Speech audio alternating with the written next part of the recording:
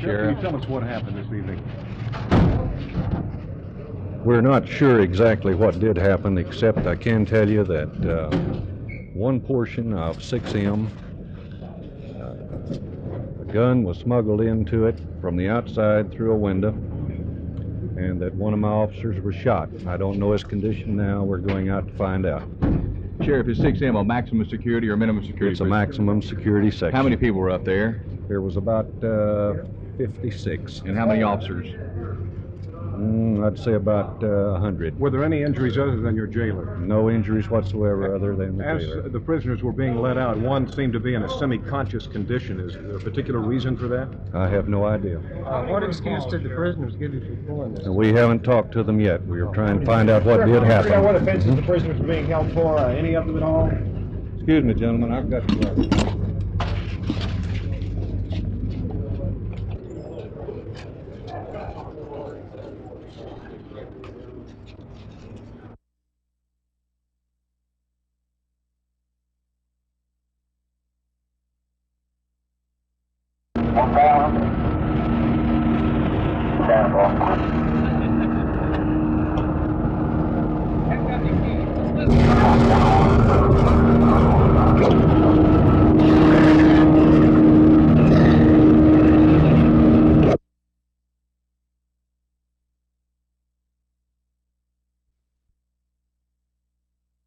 The real problem lies in overcrowding.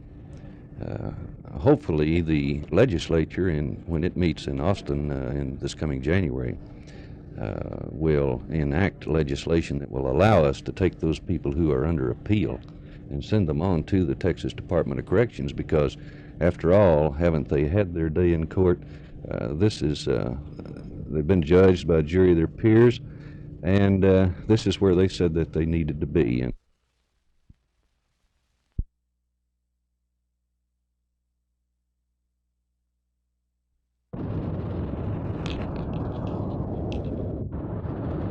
Kill it.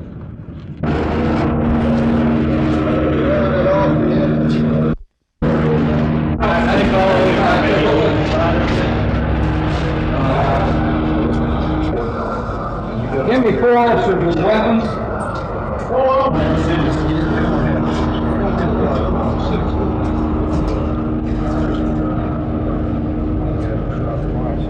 You got one of them.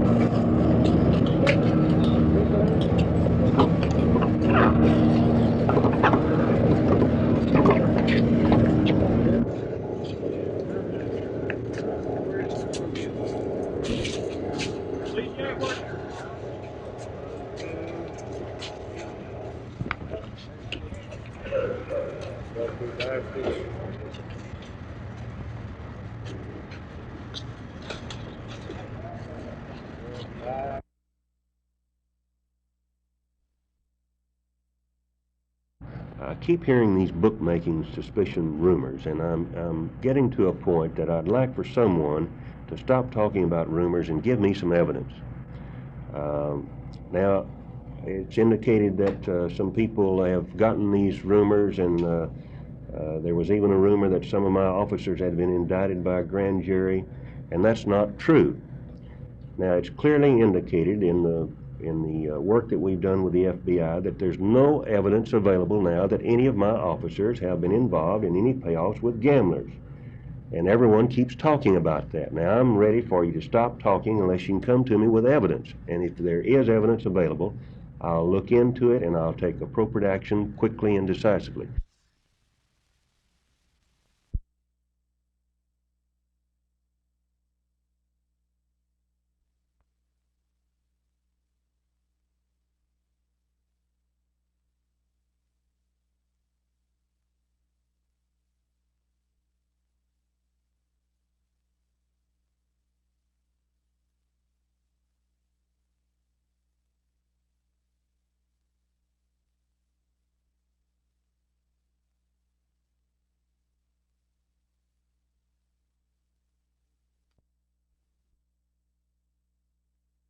Mr. Rhodes, you tell us just what actually happened as far as you know?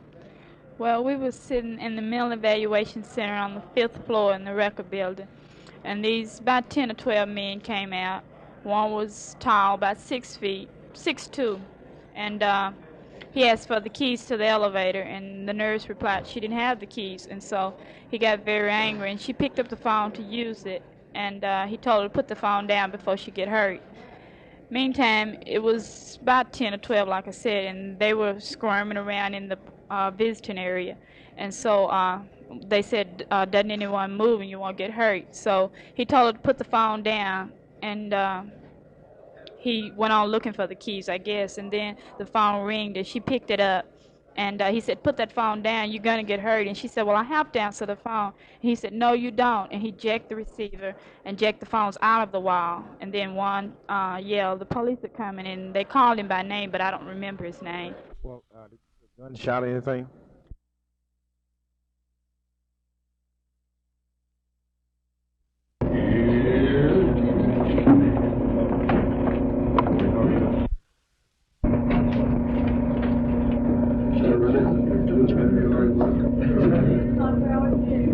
That month, and we did in May of the intend to make a decision on the replacement of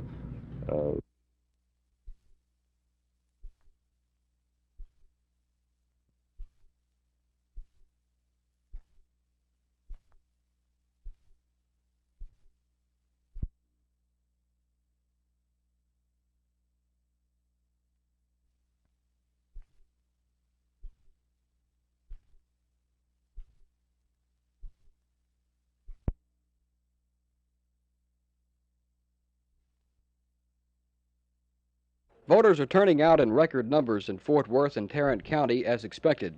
About 285,000 will cast ballots before the polls close at 7 o'clock this evening, according to predictions by County Clerk Ed Lofton. Lines were long at many precinct polls even before they opened this morning. At Stripling Junior High School, Precinct 16, where I voted, about 45% of the registered voters had already exercised their right to vote before 12 noon. This precinct used the same lever machines that have been used in the past, but at Precinct 118 in far west Fort Worth, punch cards were used for the very first time. The lines there were the longest that we encountered, even though there were 24 machines available. One of the machines broke down early, but that's the only problem that we encountered. Many of the voters were not too happy about the long wait, but we saw very few leave without voting first. The average wait was over 1 hour. Jim Green, Channel 8 News on the Move in Fort Worth.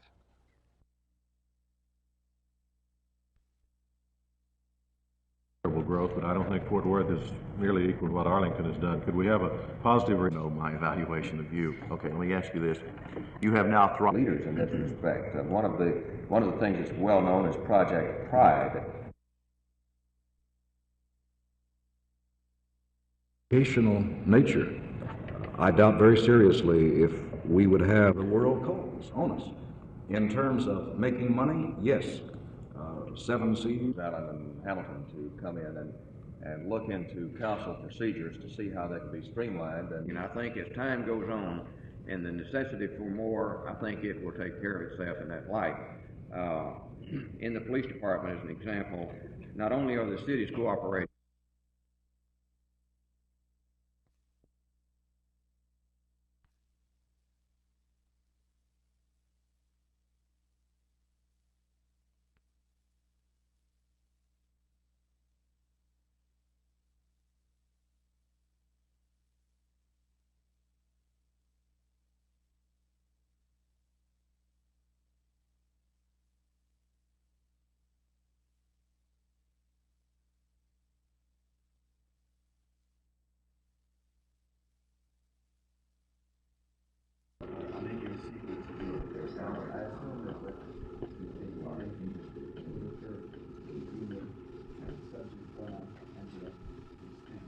all I have is this, I'm a Knoxville. Has anybody found something otherwise? I think she told me that you could add, I think to the noun. By using the word. Allow for several. This is first person dual, we, you and I. A specified agreement, the terms of which specify which areas we will work in and what our program will be and where we will work. Do you have a guide when you go into these countries? do the students have someone that already knows the language that can help them with the people? Well, in any country where we have any substantial number of workers, we have an office set up and a base. Often in a country where we are working in a jungle area, we'll have a jungle base which handles the logistics and the supplies to the local area. When a person is getting ready to enter into a language area, we always send someone along we call an allocator, someone who's had experience and who has worked in an area, who knows how to make contacts. His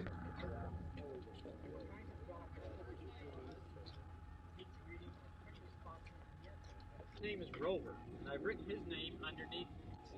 Where? Upper left. Upper left. Is it in this box?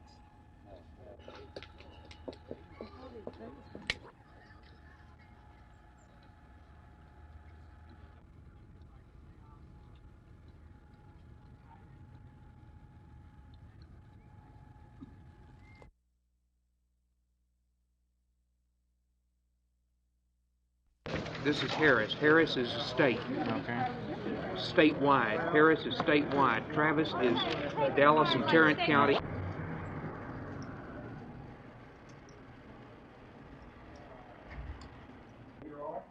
Yeah. Yeah. Okay.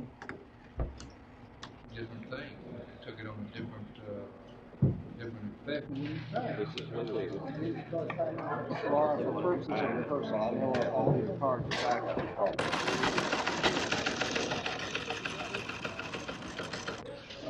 How come they're not using a spot straight?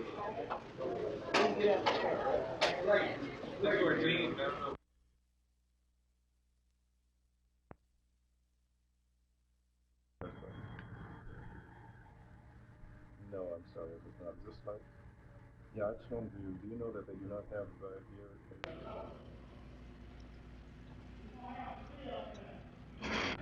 Set so if it can be in here, like in front of the camera, below the camera lens would be fine. Need a table.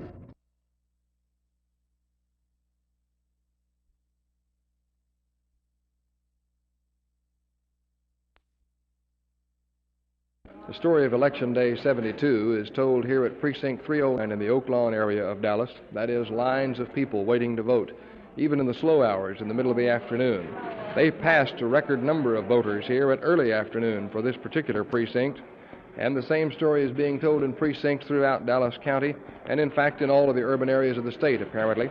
There are 15 machines here for this precinct. They're all kept busy, even here at the slow hours.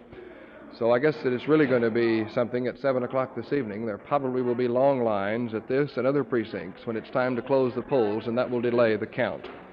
As far as what we can expect, the latest polls that I've seen indicate that Dolph Briscoe should get about 58% of the vote, and that John Tower should get about 58% of the vote in the state of Texas. The same poll indicates that President Nixon may get 65% of the votes in the state. I guess all of that we'll have to wait and see about. There have been just a few problems with machines and all, but nothing that could not be corrected rather quickly. This is Rosser McDonald, Channel 8 News on the Move in Dallas. Now here is Jim Green in Fort Worth. When did y'all have to wait before you got to vote this morning? About an hour and 15 minutes, I believe it was. Did you get tired waiting? I did. Did you have any trouble with the punch card voting machines? No, I had a neighbor, a friend, who helped me, show me how. You like this system better than the other? I do. I like it very much. Who did you vote for? Oh, no, that's my business. The candidate of my choice. Yeah, the candidate of my choice. Thank you very much. I mixed it up. Good.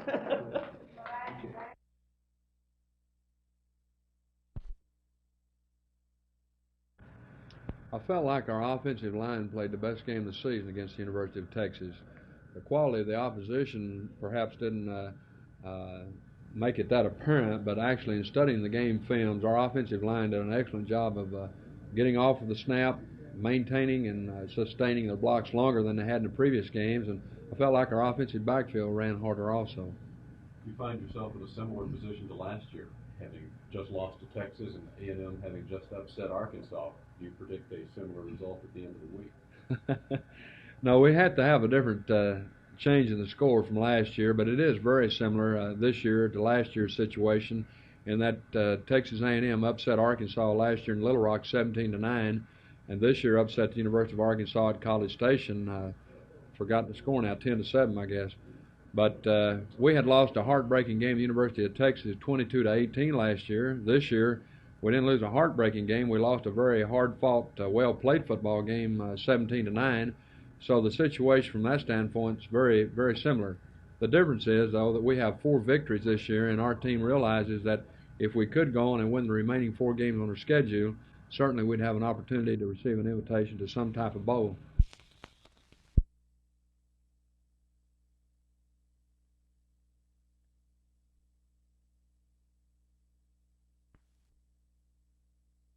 Mayors Tom Vandergriff and Wes Wise were on hand this morning. Fort Worth was represented by Mayor Pro Tem Ted Peters.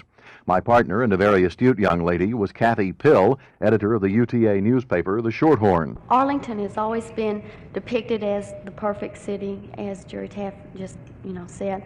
But we all know that Arlington does have its problems. Can you tell me what is being done about the poverty in Arlington, namely Track 222? Arlington is far from the perfect city. There is no perfect city. There is no Camelot. But I do believe that every city should want to strive toward being perfect. We all ought to be trying to reach a little bit beyond our grasp. And certainly I hope that the story of Arlington's success, to whatever degree it's been, is best emphasized by simply saying that we're never satisfied with what we have in the way of a current lot. We're always trying to make things just a little bit better. As to what we learned in other areas, Mayor Vandergriff still thinks the Rangers will eventually learn how to win baseball games and therefore make money. Mayor Wes Wise has not yet decided whether to run for his job again, but he thinks the mayor of Dallas should make more money. And Mayor Peters feels that despite disagreement from Vandergriff, the earnings tax would be a good way for Fort Worth to make money. Jerry Taff, Channel 8 News, reporting. Seemed to start off on a winning note, and now the team seems to be kind of going the other way. You're losing instead of winning here the last several weeks. What factor does that play now as you go into the A&M game?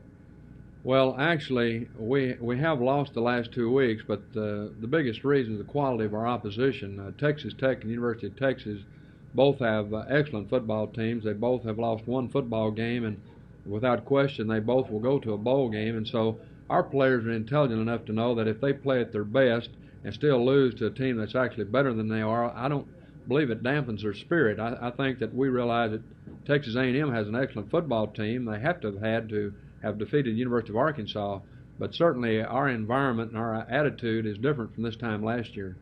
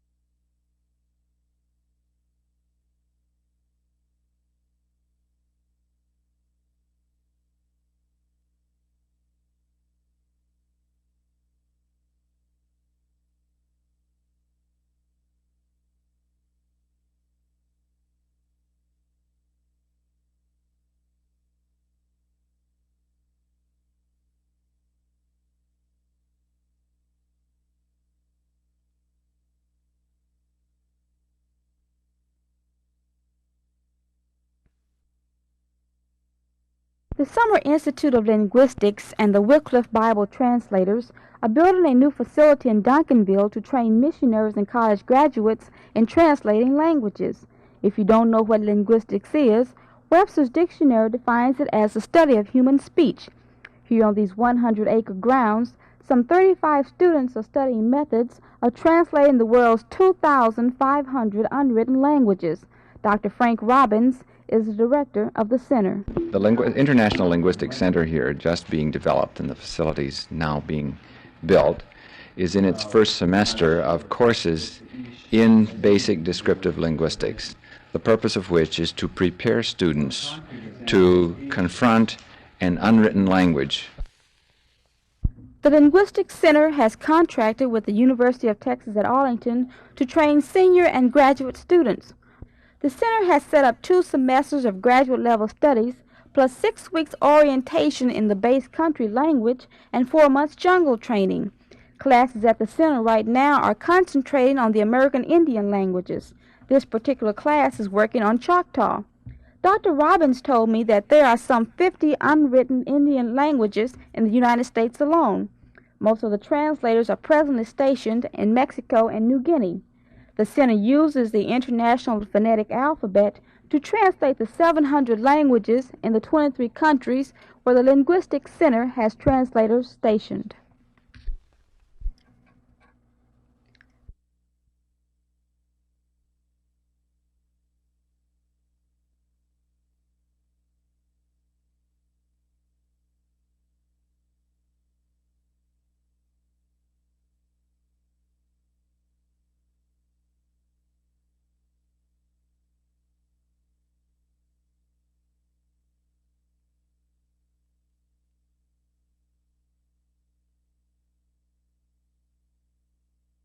Besides translating and recording unwritten languages, the center also spreads the Christian religion.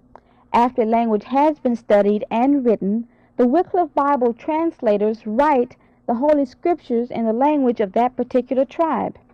The center receives no federal or state monies, and all funds are donated. The center, when completed, will cost about $3 million. For Channel 8 News on the Move, this is June Gray.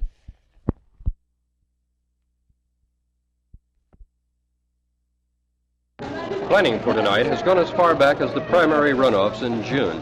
Producer Jim Riddle has become as involved as a battlefield general in trying to make sure each segment falls into its particular spot, the whole thing, so that you'll be kept as up-to-date and as accurately informed about the 1972 elections as is humanly possible. To accomplish that job, Channel 8 tonight will have dozens of people here in our Studio A. Some will be chasing down results, others will be giving you results, and still others of the Channel 8 News team will be standing by for a special word from our own particular sources, word which we feel will allow us to keep you not only abreast of what's happening, but even a couple of steps ahead. As part of this coverage, we'll have live cameras in Wichita Falls, where Senator John Tower will be waiting out the election, and at the Dallas headquarters of his opponent, Barefoot Sanders. We'll have live cameras at the Fort Worth Press Club, where winners and losers alike will be gathering. We'll have a live camera at the Dallas Press Club, Democrat headquarters for the evening, and at the Holiday Inn Central, where Republican headquarters will be.